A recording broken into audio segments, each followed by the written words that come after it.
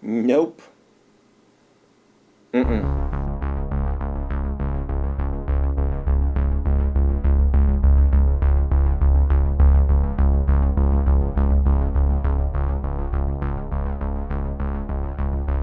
Why, hello, folks. Danoby2 here, and thank you for joining me once again on another visual tour. On this episode, we are going to be unboxing the new EXO-6 EMH, the Doctor 1/6 scale figure from Star Trek Voyager. You kids out there know I love Star Trek, right? Especially Star Trek Voyager. It's near and dear to my heart. That's why I have to share my honest opinion on this episode. We're going to be especially talking about that look, that image, that head sculpt. Little QR code here. Little instruction takes you. They're not printing manuals anymore. I don't think they ever printed manuals. I think they've always done a video tutorial on for instructions on how to assemble the figure. Oh, this is cool. The LCAR's info card just popped out. Typically these are hidden inside the box, and just recently I discovered that these figures actually included it. Little thin film here. Gotta remove that. I like these. I like these little backlit film type info cards that are based on the actual figures. In fact, if you shell out $20 on a light pad here, like I did, makes them pop, makes them come alive, and you can kind of assemble them in a way that just makes it a little bit easier on the eye to read them. Plus, it looks cool when it's backlit. Another company that does this too is the Eagle Moss. If you purchase any of their special edition vehicles, they do include the LCAR's backlit type film card. The Doctor, the emergency medical hologram that never got his name. I was always positive, I was always certain that he would get his name, but he never got his name. We just knew him as the Doctor. Look at this. Nice brand new figure smell. The mobile emitter, the mobile holographic emitter. This year caught me off guard. I was not expecting the mobile emitter to be welded on to the actual uniform. I would have preferred if the mobile emitter would have attached with a magnet. I don't know what the logic or the reasoning. The mobile emitter helps set the correct time frame of when he got it. I'd never noticed that the Star Trek Voyager uniforms had this flap. I will say they get a 10 plus on the uniform. I've never doubted anything to do with their uniform or the accessories. It's the head sculpt. It's the head sculpt that's going to be in debate on this episode, because I'm assuming they used a publicity photo for the main head sculpt, because from certain angles it does look like the Doctor. I mean, it does look like Robert Picardo, the actor that plays the Doctor. But the thing is that I grew up with this show, and I remember him under studio lights on the set, and that's where the memory starts to conflict. Where this is that shot from the actual medical bay. That's how I remember the Doctor. That's how I remember Robert Picardo. Not the publicity still that I'm assuming is what I would guess that they used to sculpt this actual figure. That's why through certain lighting, through certain angles, it does not look like him.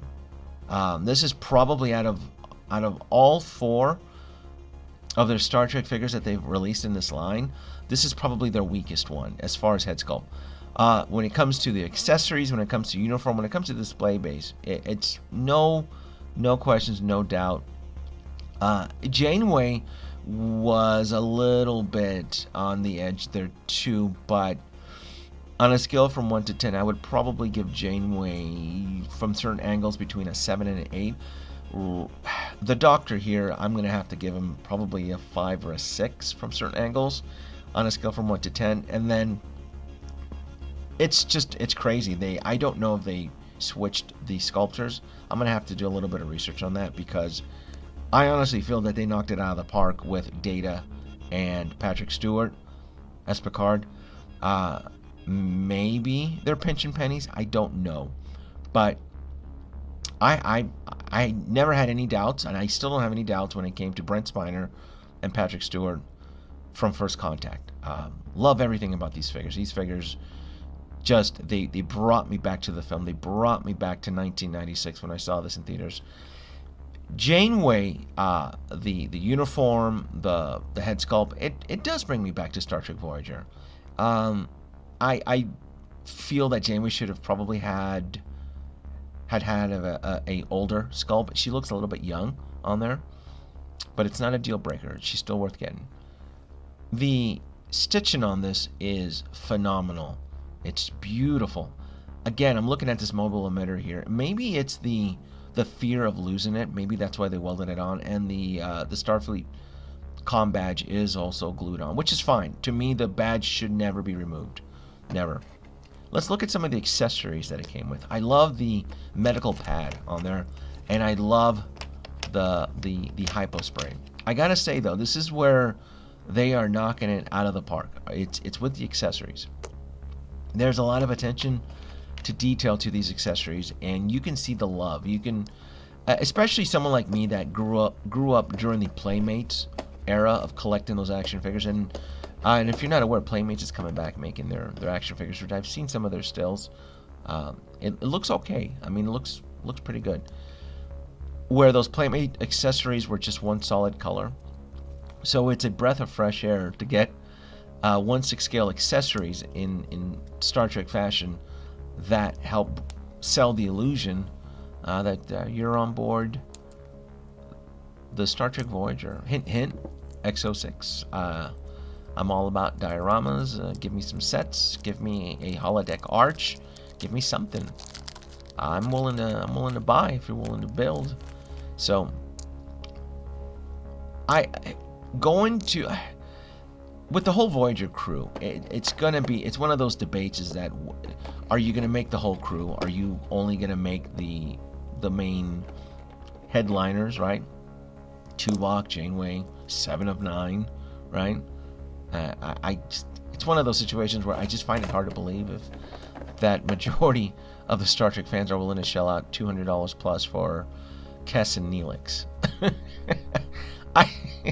You may have to kind of clutch for those two there.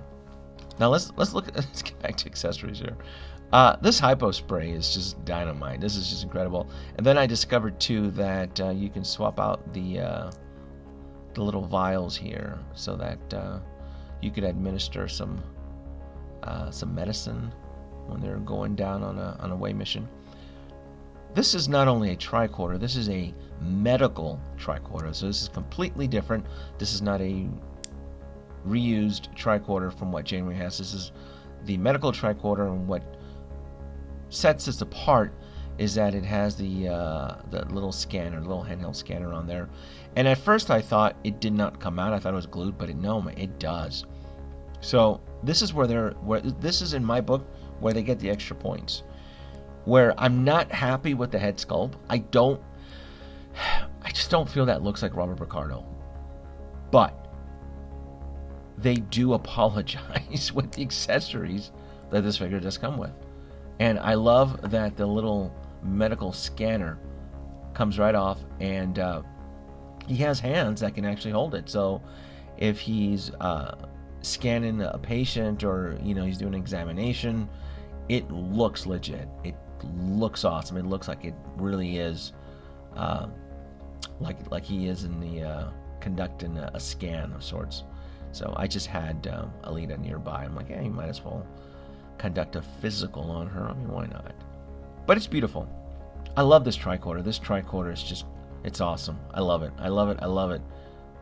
So going back to the, this is in a world that is in a collector's world where we're I feel like we're somewhat overwhelmed with 1/6 scale figures from all fronts, Star Wars and Marvel and so forth. If you're a Star Trek fan, I don't know. We've never had 1/6 scale Star Trek figures with this type of level of quality. I would not recommend anybody passing it. I will not disagree with anybody. This is not their best work. I think their best work so far is Picard and Data. Janeway can be debated. This here, somebody was sleeping at the wheel. I just feel they were. I don't want them to lose any momentum. I want them to keep pumping out the good stuff. All I'm asking for is for the next Star Trek figure. I think it's a Spock. All I'm asking is just do not disappoint me. That's it. Like, subscribe, leave your comments below. Let me know what you think. Is the Doctor worth getting?